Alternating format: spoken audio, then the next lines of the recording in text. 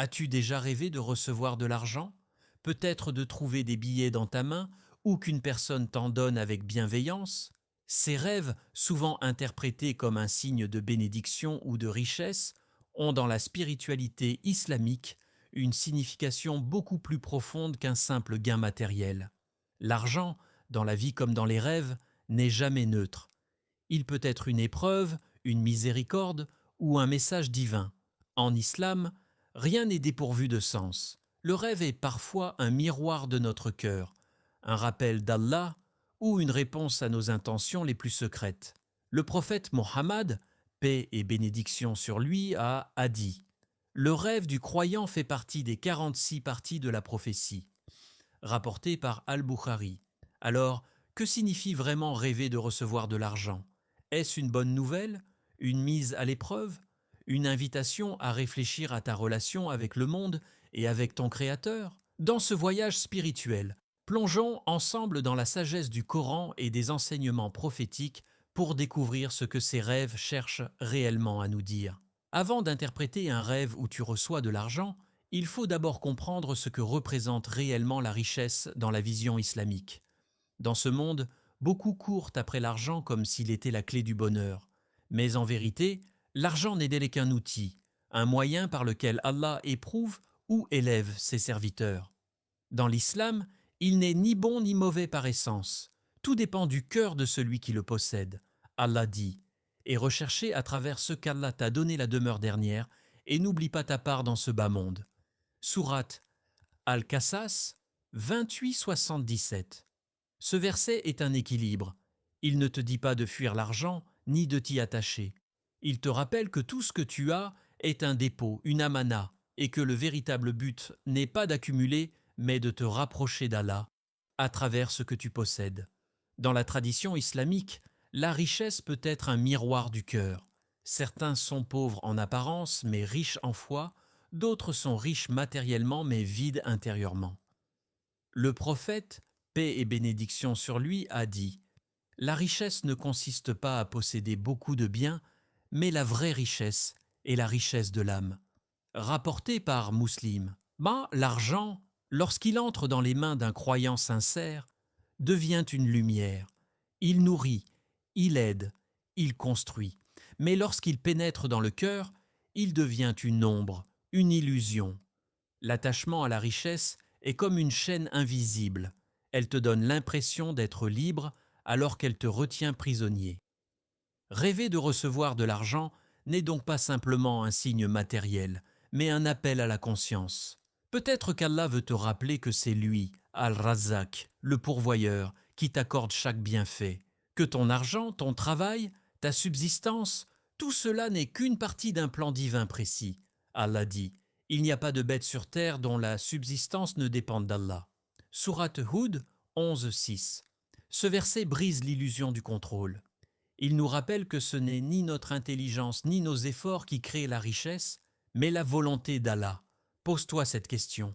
Que fais-tu de ce qu'Allah t'a donné?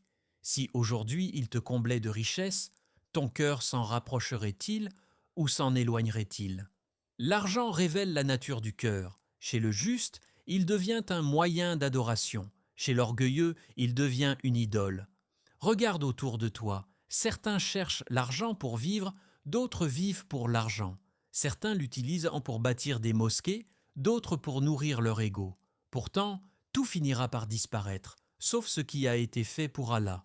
Le prophète, paix sur lui, a dit, le fils d'Adam dira « Mon argent, mon argent ». Mais ton argent n'est-il pas seulement ce que tu as dépensé pour Allah, rapporté par Muslim? Ainsi, rêver de recevoir de l'argent peut être un rappel discret, une invitation à réfléchir sur ta relation avec ce monde. Ce rêve peut te dire « N'oublie pas la source, ne te laisse pas séduire par la possession. Utilise ce que tu reçois pour purifier ton âme. » L'argent est un test silencieux.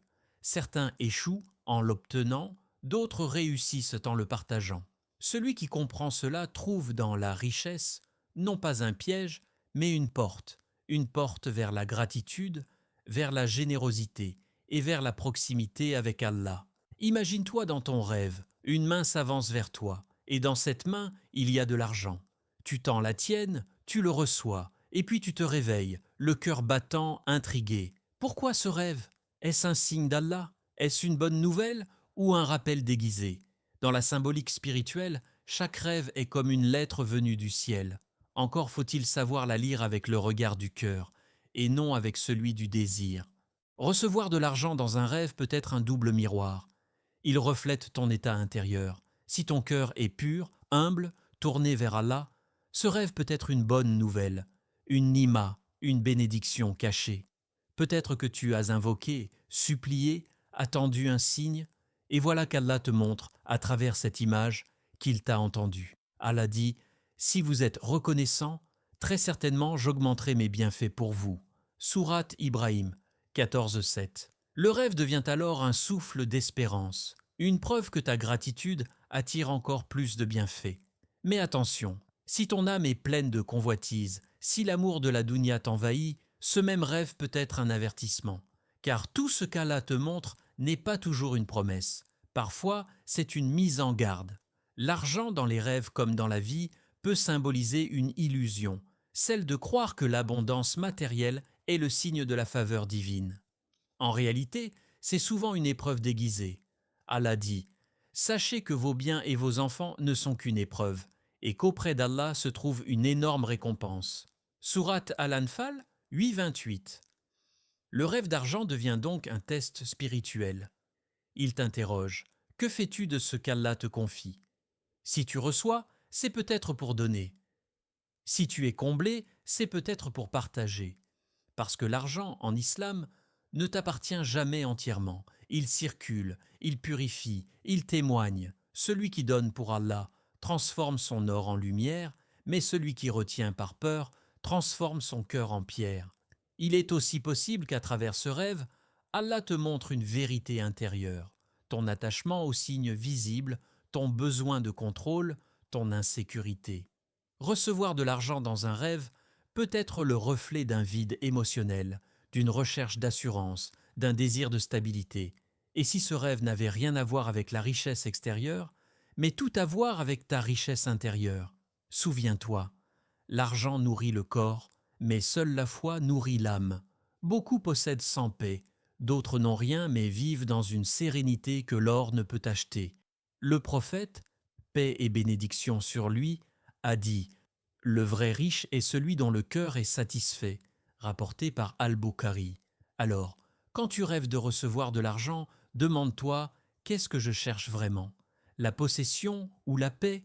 La main d'Allah qui donne ou la valeur de ce qu'il donne? » Il y a des rêves qui annoncent des bénédictions, d'autres qui avertissent du danger. Mais tous, sans exception, appellent au même voyage, celui du retour vers la source, vers celui qui donne sans mesure et reprend avec sagesse.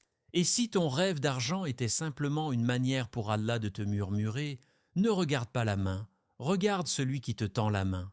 Imagine un homme dont les clés des trésors étaient si lourdes qu'un groupe d'hommes forts peinait à les porter. Ses coffres débordèrent d'or, d'argent et de pierres précieuses. Ses demeures étaient vastes, illuminées par la richesse, et pourtant son cœur était éteint. Cet homme, c'est Qaroun ou Corée, cité dans le Coran, contemporain du prophète Moussa, paix sur lui. Qaroun n'était pas un étranger à la vérité, il faisait partie du peuple de Moussa.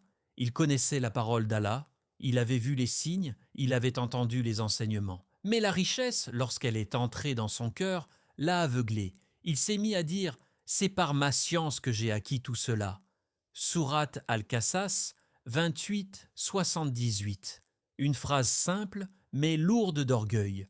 Dans ces mots, il n'y a plus de gratitude, plus d'humilité, plus de reconnaissance. Il a oublié que tout vient d'Allah. Les gens le regardaient avec admiration. Ils disaient « Si seulement nous avions ce que Qaroun possède. Quel homme chanceux !»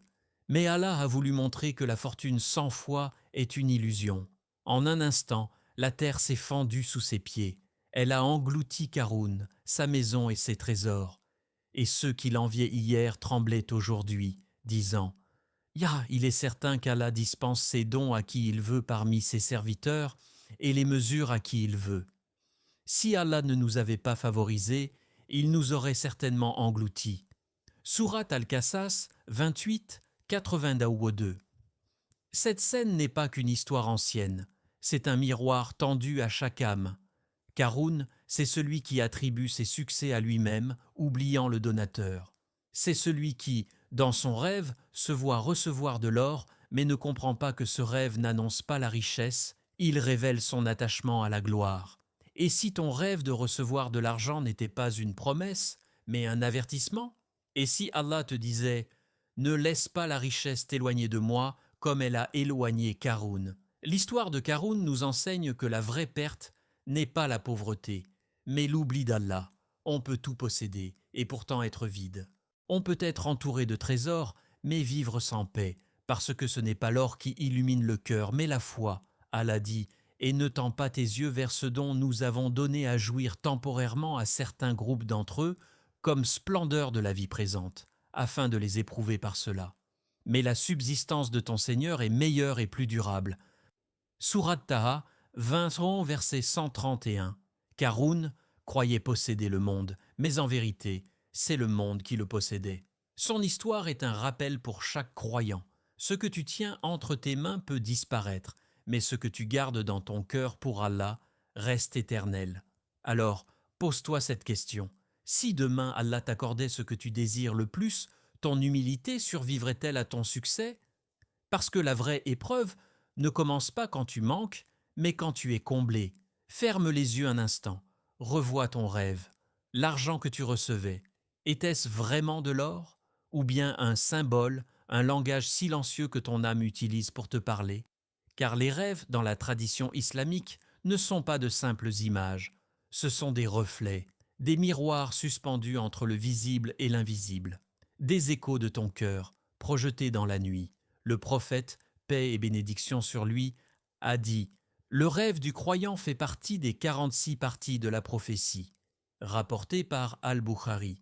Cela signifie qu'un rêve peut contenir une lumière, une direction, une invitation. Rêver de recevoir de l'argent n'est pas forcément une promesse de richesse. C'est parfois une manière subtile pour ton âme de dire « Je cherche ». Cherche quoi? Peut-être la sécurité, la reconnaissance, ou cette paix intérieure que rien dans ce monde ne semble offrir. Sur le plan spirituel, cet argent rêvé n'a rien de matériel. C'est une métaphore. Il peut représenter la science qu'Allah veut t'accorder, la sagesse que tu es prêt à recevoir, ou encore la foi que ton cœur implore sans le dire. Car la vraie richesse, celle qui ne rouille pas, celle qu'aucune perte ne peut enlever, c'est la richesse du cœur.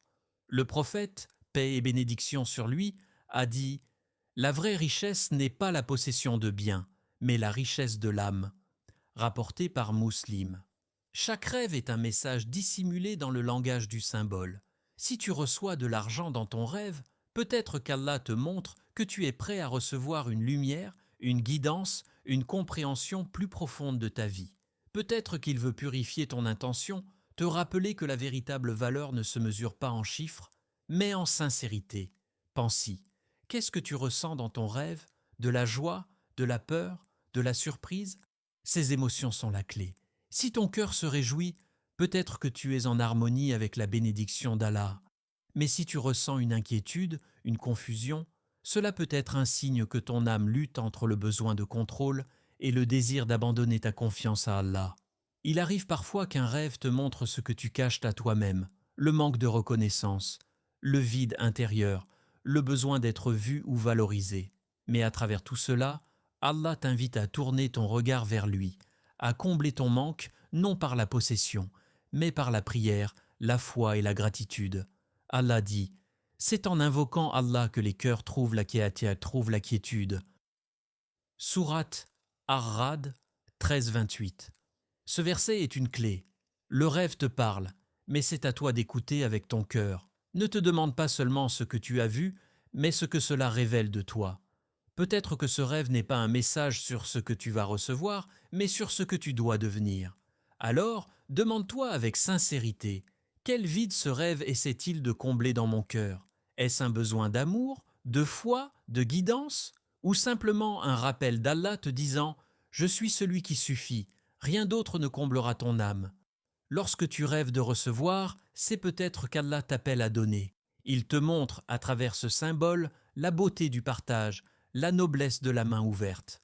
L'argent que tu reçois, dans la réalité comme dans le rêve, n'est jamais vraiment à toi.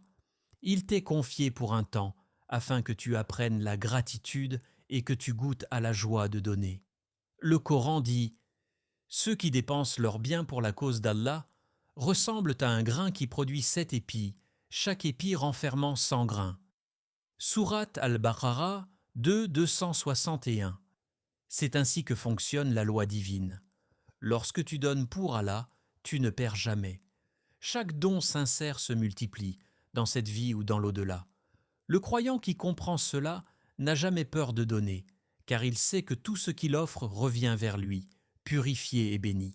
La gratitude n'est pas qu'un mot, c'est une manière de vivre. C'est reconnaître qu'aucun bienfait n'est acquis, que chaque souffle est une faveur, et que chaque faveur mérite d'être utilisée pour le bien.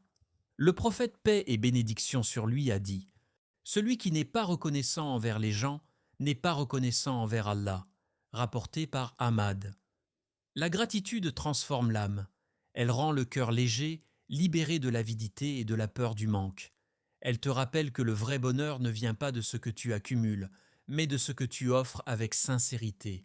Si tu as rêvé de recevoir de l'argent, interroge-toi. Qu'Allah essaie-t-il de me rappeler ? Peut-être veut-il que tu réalises que chaque bienfait est une responsabilité, que ton rêve n'est pas une promesse de fortune, mais une invitation à la générosité, car celui qui donne pour Allah, même peu, devient plus riche que celui qui garde tout pour lui. Regarde comment Allah multiplie la récompense de celui qui donne. Une petite aumône peut effacer des péchés, calmer une épreuve, guérir un cœur brisé. Le prophète, paix sur lui, a dit « La charité n'a jamais diminué une richesse ». Rapporté par Muslim, celui qui donne découvre un secret. Plus il se détache, plus il reçoit. Ce n'est pas l'argent qui s'en va, c'est le fardeau du cœur qui s'allège. Il y a dans le geste du don une beauté que l'œil ne voit pas. C'est un acte d'amour envers le Créateur. Donner, c'est dire « Ya Allah, je te fais confiance. Ce que je possède n'est pas à moi, c'est à toi. » C'est transformer la matière en lumière, la possession en adoration. Souviens-toi, la main qui donne est toujours au-dessus de celle qui reçoit. Et le cœur qui remercie, même dans la pauvreté, est plus riche que 1000 fortunes. Peut-être que ton rêve te rappelle cela, que le véritable trésor n'est pas celui que tu comptes, mais celui que tu offres pour plaire à Allah. Car au jour du jugement, tu ne présenteras pas tes gains, mais tes gestes. Tu ne diras pas combien tu as eu, mais combien tu as donné. Et c'est alors que tu comprendras. La richesse du croyant n'est pas dans ce qu'il garde, mais dans ce qu'il laisse pour la face d'Allah. Le rêve de recevoir de l'argent n'est pas une simple vision de fortune.